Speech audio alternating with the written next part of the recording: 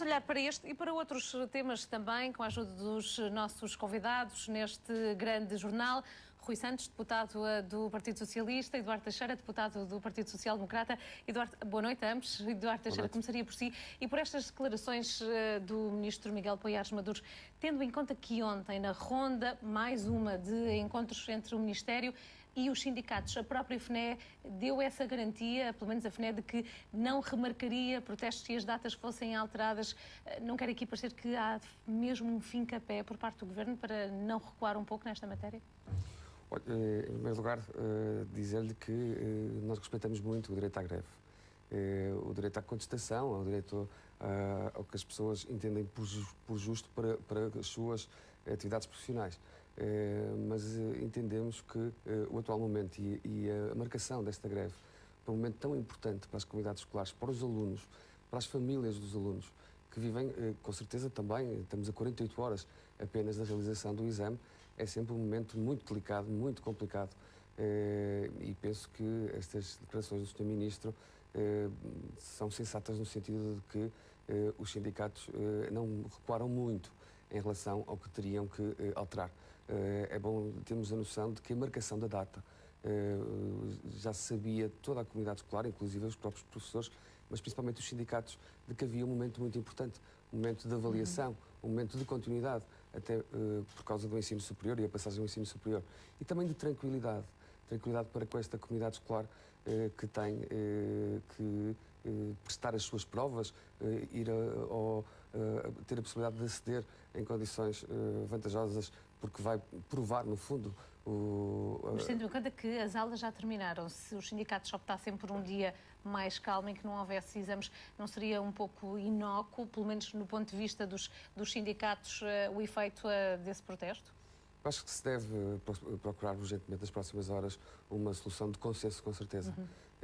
Porque há, para mim, uma condição que é muito importante. Os alunos é que têm menos culpa nesta questão. E o Governo também, quando foi confrontado com essa possibilidade de greve num dia tão importante, é uma situação, como disse, muito complexa, muito difícil para quem tem, por um lado, os professores que defender os seus direitos, podem não concordar com as medidas que estão em cima da mesa, são medidas com certeza difíceis, mas o Governo também tinha dado uma posição de partida, de alguma noção de que poderia negociar, quer com os sindicatos, quer com os professores, nomeadamente na questão da mobilidade. Tirando essa questão com a avaliação de 2014, mas para 2015. E, portanto, a questão do horário de trabalho houve ali alguma inflexibilidade da parte da comunidade escolar dos professores. Eu entendo, eu sou sensível a todos os argumentos dos professores, são pessoas que eu considero e muito, são aliás aqueles que nos deram a todos nós que estamos aqui neste estúdio a sabedoria, mas nós temos que também perceber o atual momento que se vive e o momento escolhido para este momento de greve, que é o momento de exames. Se quem marcou a greve tinha pensado que havia exames marcados nessa altura, quando agora pede para alterar a data dos exames, então teria que ter pensado numa outra data, com certeza, para a realização desse direito de greve, que, como é sabido, é um direito que assiste a todos os portugueses e, portanto, não é isso nunca que está em causa. Nós respeitamos muito, mas temos que ter a tranquilidade de que os direitos dos alunos e das famílias que vivem também alguma angústia em saber que os seus filhos vão ou não fazer os exames deveriam ter sido bem pensado e bem amadurecido por todos os intervenientes, e não é justo que neste momento, a 48 horas, ainda vivamos este problema de saber se os exames vão ser feitos, como vão ser feitos, se os professores vêm, se não vêm. Eu acho que isto demonstra muita intranquilidade para com as famílias e isso é algo que me preocupa imenso. Já são de resto menos de 48 horas. O deputado Rui Santos faz parte da Comissão Parlamentar de Educação. Estará por dentro de muito o que é a temática em discussão que afeta os docentes, por consequência também os alunos, pelo menos dizem os próprios docentes. Há esperança ainda de algum acordo, na sua perspectiva? Não, eu acho que falta muito bom senso ao Sr. Ministro da Educação e ao Governo. Ontem mesmo os sindicatos ofereceram uma solução para, pelo menos, ganharmos algum tempo e não prejudicarmos e mantermos as famílias nesta angústia. Bastava que o Sr. Ministro tivesse alterado a data dos exames para que aqueles que vão fazer estes exames na segunda-feira estivessem hoje mais descansados e pudessem provavelmente preparar-se e as famílias estarem mais tranquilas. O problema que se coloca, é que nós vivemos de facto um processo de implosão da escola pública. O sonho do Dr. Pedro Passos Coelho e do Dr. Paulo Portas está a concretizar-se. Eles sempre defenderam que o financiamento para a educação fosse reduzido, propuseram inclusive à Assembleia da República uma alteração à Constituição para que a gratuitividade garantida nos graus de ensino obrigatório terminasse, propuseram que esse artigo fosse retirado da Constituição e depois de chegarem ao governo os sinais eram todos no mesmo sentido. Mas deveriam os professores ter tratamento de exceção, como militares ou médicos? Eu acho que os professores não estão numa luta só corporativa, não é nada disso. Acho que os professores o que estão a fazer é lutar de facto pela escola pública de qualidade em Portugal. Eu lembrava o estudo do FMI que o governo encomendou. Encomendou um estudo que dizia que o nosso PIB adstrito à educação era de 6%, quando na realidade era de 3,8% e a média da OCDE é de 5%. Eu lembrava que o seu Ministro da Educação inventou um número, menos 200 mil alunos a frequentar a escola pública nos últimos 3 anos, para justificar o despedimento de professores. Eu lembrava que o seu Ministro da Educação sistematicamente desvalorizou os estudos internacionais, nomeadamente o PISA e o TIMSS, para justificar algumas das medidas que foi assumindo durante estes últimos 2 anos. Tudo isto foi feito para enfraquecer a escola pública, para criar uma escola pública pobre para pobres, para voltar à escola pública do antigamente. Lembrava a introdução, por exemplo, dos exames da 4ª classe, algo que só esse país da vanguarda da educação que é Malta os utiliza na OCDE. E, portanto, passo a passo, o Sr. Professor Nuno Crato, estranhamente, julgo para surpresa geral, foi ideologicamente pensando numa escola pública mais fraca, menos capaz, criando até o estigma de que os portugueses tinham qualificações a mais, quando isso não corresponde à verdade.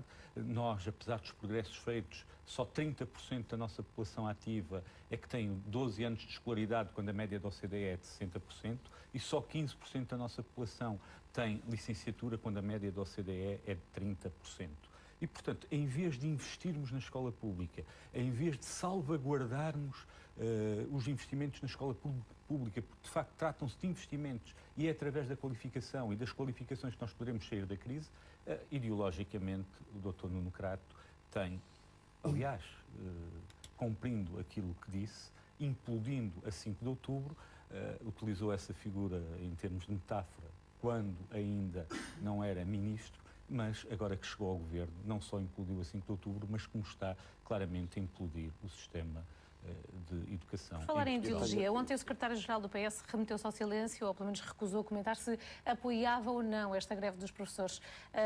Remete-se também o deputado Rui Santos ao silêncio nessa matéria ou apoia de facto a greve dos docentes? Eu tenho bom senso que o PSD no passado e o CDS não tiveram. Eu lembrava que no passado, por causa da avaliação, o PSD e o CDS aplaudiram todas as greves, todas as manifestações. Eu apelo ao bom senso e julgo que neste momento, dada a dimensão dos problemas que temos de cima da mesa, eu lembrava a abolição de disciplinas e a redução de tempos letivos noutras disciplinas, o aumento da carga horária de professores, o aumento do número de alunos por turma, a falta de requalificação nas escolas, a alteração do artigo 79 do Estatuto da Carreira Docente, onde se reduz a carga letiva que provinha do tempo de serviço de alguns docentes, isso vai acabar. Lembrava, por exemplo, o facto de terem retirado da carga letiva a direção de turmas, o que vai criar, obviamente, despedimentos na educação. Lembrava que já 28 mil docentes deixaram de ter trabalho nos últimos 2 anos. Mas não respondeu diretamente à minha questão. Respondo. O que eu acho é que as greves devem ser feitas quando é necessário defender direitos e quando as pessoas se sentem atingidas.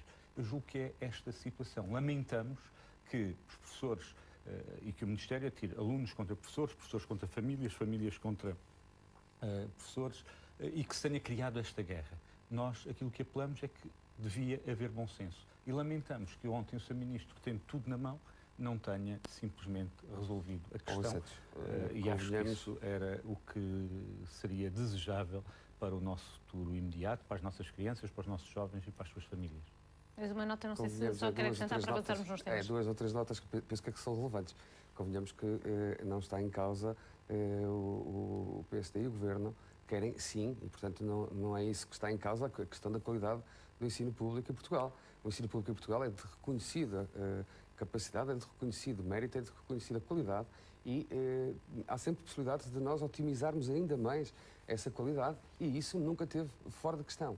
Também não é verdade que o PSD no passado tenha incitado qualquer tipo de greve neste país, pelo menos se o Rui Santos se lembrar de algum incitar. Lembro, mas é fácil dizer e é difícil demonstrar que a greve é de facto um direito e eu disse isso logo de início. Também não entendemos, porque foi questionado pelo meu líder parlamentar diretamente ontem no Parlamento, como disse muito bem a Sandra, de que se era ou não a favor desta greve e o secretário-geral do Partido Socialista, como sempre, quando as situações para ele não trarão vantagem eleitoral, do Partido Socialista já não responde. Tem uma declaração pública de Paris. E remeteu-se ao silêncio. Bem, sei que isso tem uma declaração pública de Paris, dizendo de forma absolutamente clara que lamentava profundamente que o professor Nuno Crato não tenha resolvido esta questão, nós temos que ter a noção que de que continuamos a investir, e acho que isso é muito importante que se diga, na qualidade do ensino público em Portugal, que é relevante. Em percentagem do PIB temos hoje 3,8%, quando a média da OCDE é de 5%. É de facto um problema. O Rui Santos disse há pouco que o Governo inventou um número, o Sr. Ministro inventou um número. Inventou um número, nunca o conseguiu justificar. Esse número foi claramente desmontado. Hoje todos sabemos que é mentira. O Rui Santos não tem noção que a natalidade hoje tem números diferentes. Mais preocupante, mas também sabe nós temos de ter políticas proativas na natalidade e temos que continuar a construir. Anos tornou-se obrigatória, etc. Mas, senhores, apelava à vossa capacidade de síntese para podermos avançar então nos temas. Não podemos deixar de consensualizar isso também. O Governo mostrou essa vontade ao longo desta última semana, fez vários apelos e não foi o Governo que apontou esta data para a data de exame. O que nós lamentamos é que este Governo não tenha definido. Não se está a pensar totalmente, não digo não se está a pensar totalmente nas famílias e nos alunos. Para nós, esses são muito importantes. O que nós lamentamos é que o professor Nuno Crato, atual Ministro da Educação, ainda Ministro da Educação, não tenha percebido que os erros que hoje são cometidos nesta área afetam o futuro de uma geração. Muito bem, vamos avançar. Então temos mais temas para abordar nesta nossa conversa. Um deles tem a ver com a aprovação da proposta de lei sobre a reposição de subsídios de férias. Os deputados da Comissão Parlamentar de Orçamento, Finanças e Administração Pública decidiram ontem, por unanimidade, a redação final do documento sobre a reposição do subsídio de férias este ano para funcionários públicos e pensionistas. O diploma já foi enviado para a Presidente da Assembleia, Assunção Esteves. Segunda-feira, o próximo dia útil, está reservado esse dia para a eventual apresentação de reclamações por parte dos deputados. Depois o texto final é enviado para o Presidente da República, que terá de promulgar o diploma para posterior publicação em Diário da República e só depois disto é que a lei entra em vigor. O Governo garante que há dinheiro, disse-o publicamente na última semana, e que os subsídios de férias vão ser pagos de acordo com a lei que estiver em vigor no final deste mês. Eduardo Teixeira, o que é certo é que tem de haver um processamento salarial. Se houver uma promulgação no último dia útil do mês, é quase morrer na praia, uma expressão muito típica que se usa entre o povo. Haverá muita frustração por parte de muitos funcionários públicos. Eu entendo isso e acho que o assunto é sensível, apesar de, para mim, ter uma premissa e essa premissa é de facto muito importante. Não há nenhum português que seja funcionário público, não há nenhum português que seja pensionista que não vai receber o subsídio a que tem direito, que está na lei. E, portanto, essa é a premissa, sabendo nós que o subsídio de Natal está a ser pago desde o início do ano em duodécimos.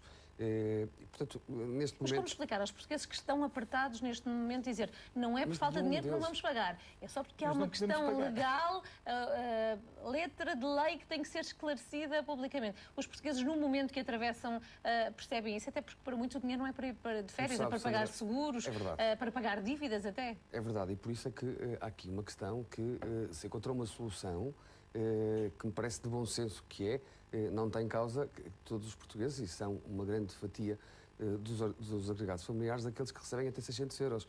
E depois ainda se cria uma segunda solução para os portugueses que recebem entre 600 e 1.100 euros. E, portanto, nós sabemos que temos aqui um problema que não derivou do Governo, mas derivou da análise que o Tribunal Constitucional fez, que depois teve que dar origem a um orçamento retificativo, como sabe o Rui Santos. Esse ano está no Parlamento e portanto, foi aprovado na Generalidade e terá que, forçosamente, daqui até final do mês, até 30 de junho, ter um desenvolvimento. Agora, para mim, há aqui uma premissa. Bem sei que os portugueses têm direito ao pagamento de subsídio de férias e não há qualquer tipo de questão quanto ao pagamento de subsídio de férias aos portugueses. Os portugueses receberão, todos, sem exceção, os funcionários públicos e os pensionistas, aqueles que o Estado tem que pagar dos seus recursos. Agora, como é lógico, neste momento, no atual momento, não estão reunidos os meios necessários e suficientes para que haja o cumprimento e alguma conflitualidade entre duas legislações que estão em vigor. Agora, para nós é muito importante dar esta tranquilidade. Todos receberão, durante o ano de 2013, o subsídio de férias a que têm direito e que é de lei. E, portanto, é uma condição para mim importante. Agora, a pergunta que fez é uma pergunta interessante. Todos gostaríamos de que, se calhar até para o meu partido e para o partido que governa Portugal, era mais simpático, como o Partido Socialista fez no passado, sempre banquear situações, sempre pensar em eleições, sempre fazer as coisas à boa forma que levou o país à situação que levou, de bancarrota, de que chegou a maio de 2011, e aí sim, Sandra, não havia dinheiro para pagar salários e pensões. Aí sim não havia. Mas não lhe custa que autarcas do seu partido, não lhe custa que autarcas do seu partido decidam unilateralmente para processar subsídios de férias este mês? Não é unilateralmente. Neste momento a legislação que está em vigor e, portanto, não me parece que pudesse dizer de forma diferente, porque apenas e só o Parlamento aprovou de forma na sua globalidade. E, portanto, até 30 de junho haverá aqui uma questão. Agora, meu caro Rui Santos, bem sei que o assunto é difícil, mas quando em 30 de junho, em 5 de maio de 2011, forma como argumenta, em 5 de maio de 2011, quando o Partido Socialista, de quase de joelhos neste país, bateu à porta da Troika e pediu aos outros partidos que assinassem aquele acordo, em junho, era esse o mês que se pagaria também o subsídio de férias aos portugueses, não havia, de facto, dinheiro nenhum, não é para pagar os subsídios, era para pagar o mês de salários naquele mês. Rui Santos, mas também em termos globais, todas as bancadas parlamentares não poderiam ter agido de outra forma ou as comissões não foi votado por unanimidade a votação para esta sexta-feira entre todos os partidos. Em termos regimentais, o próprio processo não podia ter sido um bocadinho acelerado na Assembleia? Deixe-me dizer-lhe a minha opinião. Eu até tenho, a sério, eu simpatizo com o Sr. Deputado e percebo a dificuldade não sou centralista. Não estou para defender ninguém, estou para defender os interesses do país. A necessidade de buscar uma narrativa que todos já perceberam que é falsa relativamente ao passado e o que é que aconteceu há 2 anos atrás. Essa é verdade. Eu acho que até é confrangedor. Eu percebo a sua dificuldade, reconheço-a e respeito. Agora, deixe-me dizer-lhe, este Governo tem um problema sério com a lei. Não consegue cumprir leis, não consegue cumprir a lei dos serviços mínimos e como o Tribunal não lhe deu razão, resolveu convocar todos os professores para vigiarem exames, não acata as decisões do Tribunal Constitucional e, portanto, tenta sempre encontrar aqui formas de lhes dar a volta, porque hoje há uma lei. A situação é absolutamente clara. A lei diz que durante o mês de junho os subsídios têm que ser pagos. Ponto. Há dinheiro. Há uma lei que diz isso. O que é que o Governo não paga? O Santos não viu o porta-voz do Conselho de Ministros a falar em abril nesta questão? Tem uma dificuldade enorme em cumprir leis. Não há vazio legal. Há uma lei que tem que ser cumprida. É só isso. E, portanto, este Governo, enquanto não houver uma outra lei aprovada, tem que cumprir a lei que está em vigor. É assim. Eu hoje, pode haver uma negociação na Assembleia da República que o limite de velocidade vai passar para 140. Mas se eu hoje andar na autoestrada a 140, sou multado. Esta é a vida porque não há vazio legal. E, portanto, aquilo que é demonstrado pelo Sr. Primeiro-Ministro e pelo Governo é um enorme revanchismo contra a função pública. É algo visceral contra as decisões do Tribunal, porque, de facto, estão-se a imaginar numa Constituição antes de 1975 e acham que podem fazer o que muito bem lhes apetecer. E esta é a situação que estamos confrontados. é isso não está em causa. Mas essa decisão não colidiria com um documento extraordinária. que está neste momento em aprovação e que será Sandra, remetido para o Presidente? compreenda uma coisa. O que a lei diz é que durante o mês de junho tem que ser pago. Estamos em junho, certo? Os serviços estão a processar os vencimentos já para este mês. Há, inclusive, câmaras municipais, que muito bem referiu, o Governo Regional dos Açores, etc., que decidiram pagar. Portanto, se pagaram ou se vão pagar, estão de acordo com a lei, não estão aqui a infringir nenhuma lei. O Governo, tendo dinheiro, como diz que tem, etc., resolveu criar este problema para mostrar que, afinal, tem autoridade, tem poder e quem decide é o Governo. E, portanto, isto é absolutamente lamentável, é extraordinário e não há nenhum português que consiga perceber esta situação. Mais ainda, se é necessário criar uma lei, porque é que não se cria a lei dizendo exatamente o que eu estou a dizer, que no mês de junho se faz o processamento dos subsídios. Ou então, o mês de julho, se há aqui algum problema. Não, querem mostrar que quem manda, quem pode manda, não é e contra tudo e contra todos. Vão retirar milhares de milhões de euros da economia, vão deixar os portugueses passar mais um verão em enormes dificuldades, muitos portugueses, e vão, com certeza, cavar ainda mais a crise que hoje vivemos. Mas, senhores, vamos seguir em frente, vamos falar sobre um outro tema.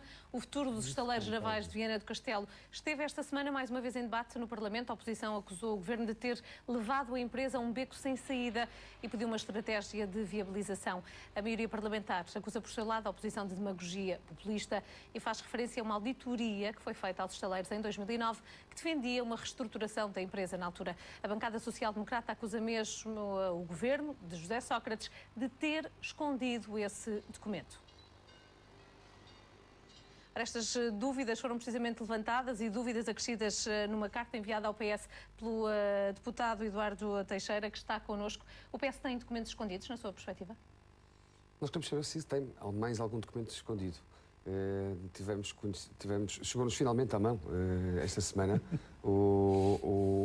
esse relatório do Tribunal da IGF que se remetia em 2009 à preocupação do caminho que os estaleiros navais de Viana do Castelo estava a ter nos últimos anos e desde 2005. E apontando a necessidade absoluta de uma forte reestruturação interna que passasse pela não dependência destas ajudas constantes que, como empresa que é e que está no mercado e que também está obrigada às leis de concorrência, não podia, cada vez que construía um barco, sabia, e eu quero dar aqui, em primeiro lugar, uma palavra muito especial aos trabalhadores daquela casa, que muito considero.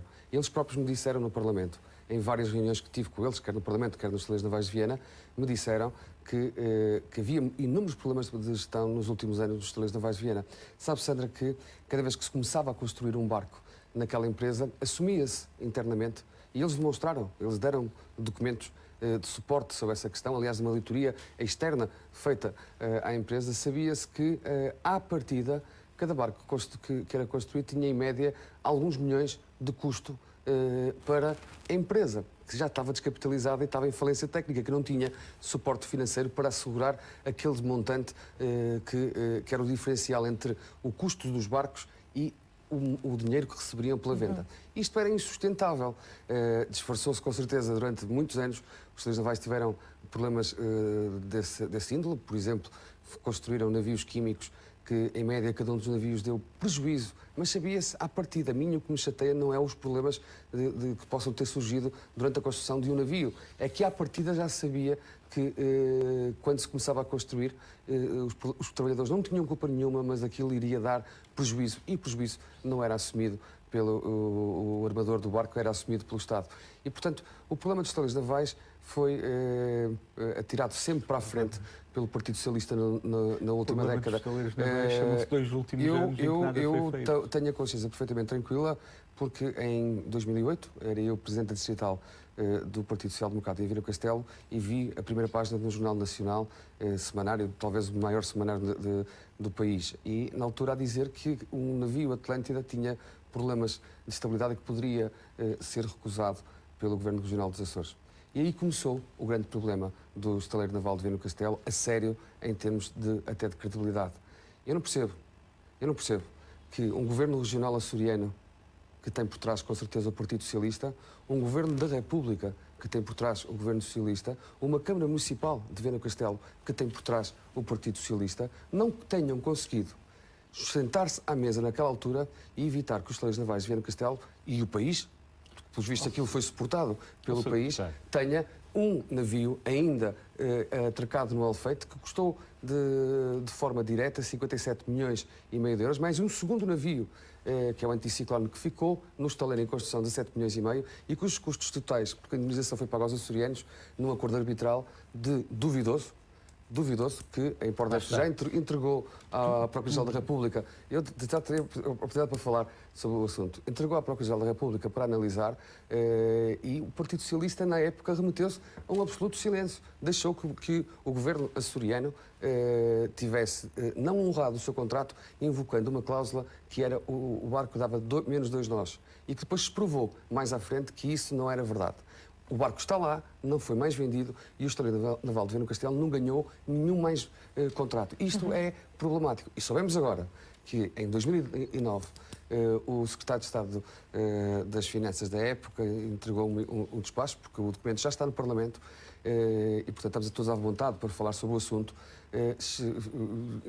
A pedido do Parlamento foi feito um inquérito na IGF em que apontava já que desde 2005 estas ajudas ilegais que o Governo estava a conceder ao Estaleiro Naval de Viana do Castelo poderia alterar as leis de concorrência.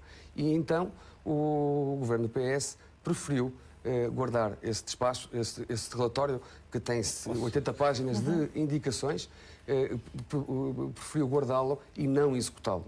E o estaleiro, em 2009, em 2010, em 2011, continuou 2012. Mas ninguém ajudas ilegais, a expressão usada pelo deputado Eduardo Teixeira é uma acusação grave. Da IGF.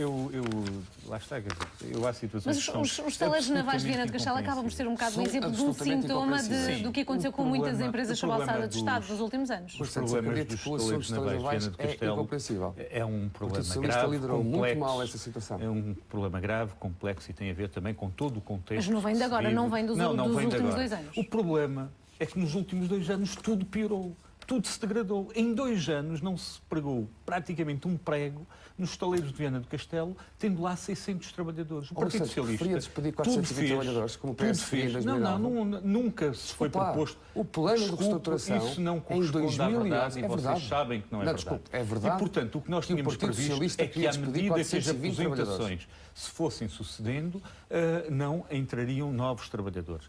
Não é verdade. É verdade, e você sabe bem. E, portanto, o que é engraçado, o que é absolutamente extraordinário, é que nos 2 últimos anos tudo piorou, tudo se degradou, tudo parou. O navio que estava a ser construído para a Marinha parou.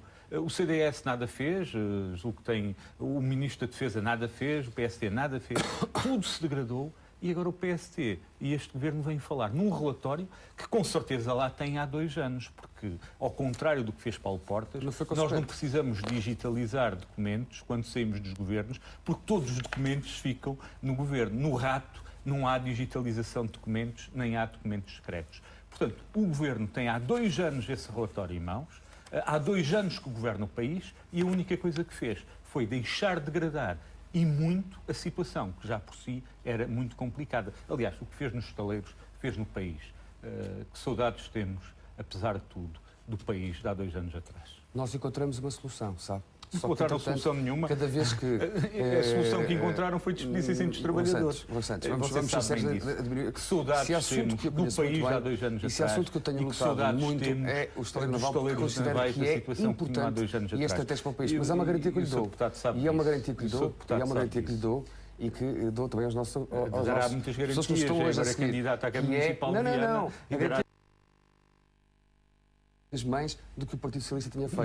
Nós não despedimos ninguém, não despedimos 420 trabalhadores. Como nós tivemos necessidade de suspender o plano. Para manter os estaleiros de Viana é só um minuto, peço-lhe só esse minuto. Temos 2 minutos para fechar este programa. Preciso. Deixe-me só dizer esta questão. Falou bem mais tempo que eu, com certeza. Nós fizemos algo que é simbólico. E iniciamos a construção dos navios asfalteiros. O aço já chegou àquela empresa, o trabalho já chegou àquela empresa. Nós temos um plano para concessionar os terrenos que, por sua vez, levarão também a questão dos equipamentos e a atividade que está garantida por 2 anos. E a situação de hoje é pior do que a naval em Vieira do Castelo mantém-se-á. Chega de narrativas socialistas que vão levar do Quero país parecer que ainda é possível salvar postos de trabalho, manter... Temos capacidade, temos conhecimento, temos capacidade produtiva, temos capacidade instalada de trabalho. Ainda é possível salvar os estaleiros? Obviamente que é. E vamos O problema é que a solução que o PSD apresenta é o desmantelamento da empresa, a sua privatização e o despedimento de 600 trabalhadores. Não é verdade. Portanto, eu acho que nós, nesta área produtiva, tudo temos que fazer para salvar postos de trabalho e para salvar a nossa indústria. Nós vamos manter a atividade naval em Vieira do Castelo e chega de narrativas esta é a verdade. E a ideia de reinventar, de ir buscar ao fundo do baú uma coisa que supostamente estava escondida. Temos de fechar este programa, não temos mais tempo para a conversa. Eu agradeço a ambos, Rui Santos e Eduardo Teixeira, agradeço a ambos estes minutos que passaram na nossa companhia. Uma boa noite. Obrigada a ambos. Muito obrigado. Esta edição fica por aqui. Já sabe, atualizamos toda a informação no 24 horas. Contamos consigo. Até lá.